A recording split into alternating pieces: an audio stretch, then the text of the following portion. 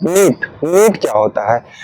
NEET का अगर full form देखें तो national eligibility cum entrance test होता है या मेडिकल से संबंधित होता है, जिसमें यूजी और पीजी रैंक के ऐसे कुछ डिवाइड हुए गए हैं, जिसमें से 4 से पोस्ट होते हैं। अगर यूजी में देखें तो अंडर ग्रेजुएट में देखें तो अगर इसमें आता है एमबीबीएस और बीडीएस करके आता है, और पीजी में देखें तो एमडी आता है और एमएस करके, ऐसे डॉक्टर की या मेडिकल लाइन के ऐसे सारे बहुत से पोस्ट हैं जो ये नीट के माध्यम से बच्चों को सिलेक्शन मिलता है, जिसमें बहुत से बच्चे हाई स्कूल इंटर के बाद इसकी बहुत अच्छे से प्रिपरेशन करते हैं और एग्जाम देते हैं। और ये साल में एक बार ही होता है, लेकिन अब तो शायद गवर्नमेंट की वही तरफ से ऐसा आदेश हो चुका है कि अब साल में 2 बार कंडक्ट कराए जाएंगे नीट के एग्जाम।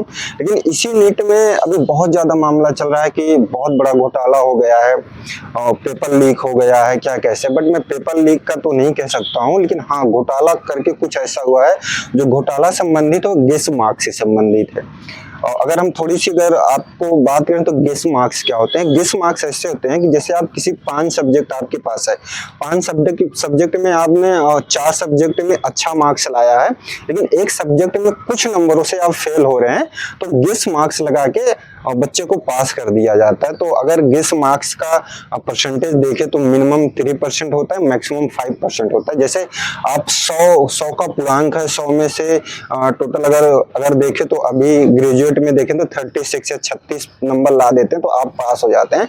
लेकिन आप अगर गेस मार्क्स के साथ इसकी तुलना करें तो गेस मार्क्स यहाँ कैसे अप्रूव होता है, कैसे लगाया जाता है? जैसे आपने 100 में 33 ही नंबर लाया तो 3% आता है, मिनिमम 3% आता है, तो 3% गेस मार्क्स लगा के उसको 36% कर दिया जाएगा और आपको उस सब्जेक्ट में पास कर दिया जाएगा। और ये चीज इसलिए किया जाता है कि बच्चे का टाइम ना थोड़ा सा बर्बाद हो या समय ना बर्बाद हो, इस वजह से गेस मार्क्स की एक प्रक्रिया लाई गई है। और शायद आपको हाई स्कूल से लेके फिर पोस्ट ग्रेजुएट तक और ग्रेजुएट तक सारी चीजें गेस मार्क्स के नियम से ही काम करता है। तो शायद इस नीट के एग्जाम में गेस मार्क्स से ही संबंधित कुछ विवाद चल रहा है। कुछ लड़के कह रहे हैं कि गेस मार्क्स लगा के किसी न किसी को 36 नंबर दे दिया गया है, 73 नंबर दे दिया गया है, 74 नंबर।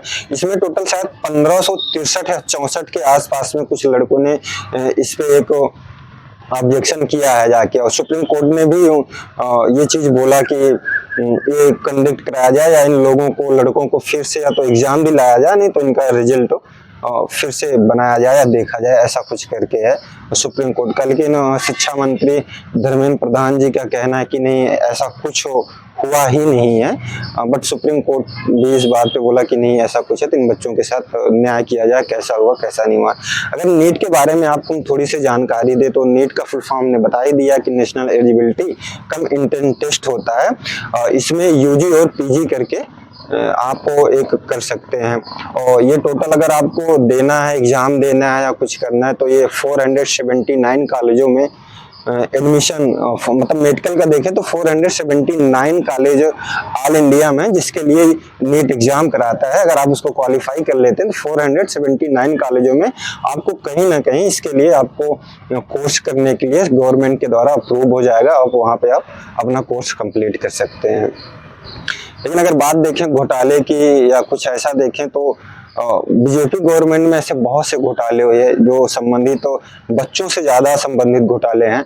अगर देखें तो यूपी पुलिस का भी था, टेट का था, बीटीसी का था, ऐसे बहुत, मतलब हम पेपर की अगर बात करें तो बहुत सारे ऐसे घोटाले यूपी में हुए। यूपी में क्या, ऑल इंडिया में हो रहे हैं। अगर स्टेट लेवल पे है तो स्टेट लेवल पे घोटाले हो रहे हैं, अगर सेंट्रल लेवल पे है तो सेंट्रल लेवल पे हो रहे हैं। जैसे भी एनटीपीसी का मैंने भी फॉर्म डाला था, एनटीपीसी का शायद फॉर्म मैं 2019 में डाला था, अभी तक उससे कोई संबंधित ना नोटिफिकेशन आया ना कुछ आया।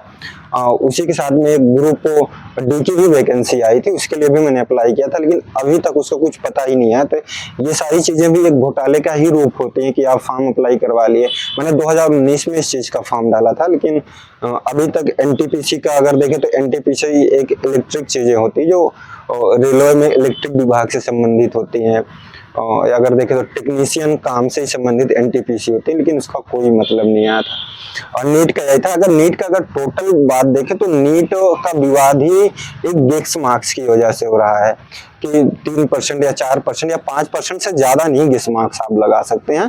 तो बच्चों को 73 या 74%, 74 या 73, 72 ऐसे नंबर गेस मार्क्स में दे दिया गया और उनको पास कर दिया गया। तो इसमें कुछ लड़कों का कहना था कि ऑलरेडी उनका सिटिंग था, ऑलरेडी वो लोग बात कर चुके थे कि अगर हम लोग वैसे क्वालिफाई नहीं कर पाते तो हम लोगों को गेस मार्क्स के साथ आप क्वालिफाई करा देना और हम लोग कुछ अपना पेमेंट कर देंगे। जैसे राजस्थान में कुछ लोग पकड़ाए गए थे और बिहार का तो कुछ वीडियो भी वायरल हो रहा था। कुछ लोगों ने जो पेपर लीक हुआ था, पेपर लीक हुआ तो उसको जला के भी फूंक दिया था, लेकिन वहाँ की पुलिस ने उसके कुछ चीजें निकाल के वहां से कुछ प्रूफ निकाल लिया कि नहीं, पेपर ऑलरेडी लीक हो चुका था। यही सब संबंधित था नीट के बारे में। अगर और कोई यहाँ जानकारी चाहिए या कुछ चाहिए तो आप कमेंट करके बता सकते हैं, हम बता देंगे कि नीट की प्रिपरेशन कैसी होती है। वैसे हम एक वीडियो नीट के ऊपर लाएंगे कि नीट का क्या कैसा होता है या क्या सिलेबस होता है। आप फॉर्म कब अप्लाई कर सकते हैं, फॉर्म कब आता है, फॉर्म फीस क्या होती है, इसका सिलेबस क्या होता है, एग्जाम कहाँ कंडक्ट होता है, कितने लैंग्वेज में होता है, इन सारी चीज़ों पे एक दिन मैं कोई अच्छे से थोड़ा सा मैं भी प्रिपरेशन कर लूँ इसके बारे में, अच्छे से और डीपली जान लें तो फिर हम एक वीडियो इसके लिए